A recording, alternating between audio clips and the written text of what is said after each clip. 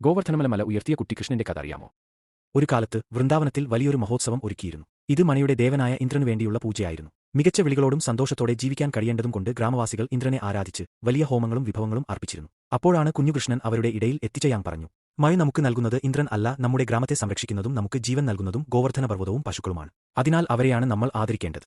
ഗ്രാമവാസികൾ കൃഷ്ണന്റെ വാക്കുകളിൽ ആലോചിച്ചു. അവ സത്യവും കരുണയും നിറഞ്ഞതായിരുന്നു. അതിനാൽ അവർ ഇന്ദ്രപൂജ ഉപേക്ഷിച്ച് ഗോവർദ്ധനപർവ്വതത്തിനും പശുക്കൾക്കും നിവേദ്യങ്ങൾ അർപ്പിച്ച് വലിയ ആഘോഷം നടത്തി. ഇത് കണ്ട ഇന്ദ്രൻ അത്യന്തം കോപിച്ചു.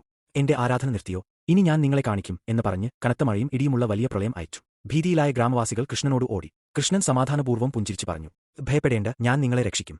അപ്പോൾ കൃഷ്ണൻ തന്റെ വിരൽ കൊണ്ടുതന്നെ മുഴുവൻ ഗോവർദ്ധനപർവ്വതം ഒരു കുട പോലെ ഉയർത്തിപ്പിടിച്ചു. ഗ്രാമവാസികളും പശുക്കളുമെല്ലാം അതിന്റെ കീഴിൽ കയറി. 7 ദിവസം 7 രാത്രികൾ എല്ലാവരും അതിനിടയിൽ സുരക്ഷിതമായി കഴിയുവാൻ സാധിച്ചു. ഇന്ദ്രൻ ഈ മഹത്വം കണ്ടു തന്റെ അഭിമാനവും അമിതവിശ്വാസവും മനസ്സിലാക്കി. അദ്ദേഹം കൃഷ്ണന്റെ സമീപം ചെന്നു ക്ഷമാപണം അപേക്ഷിച്ചു. കൃഷ്ണൻ പുഞ്ചിരിച്ചു പറഞ്ഞു, നാം എല്ലായ്പ്പോഴും വിനയത്തോടെയും കരുണയോടെയും ജീവിക്കണം, അഭിമാനത്തോടെ അല്ല.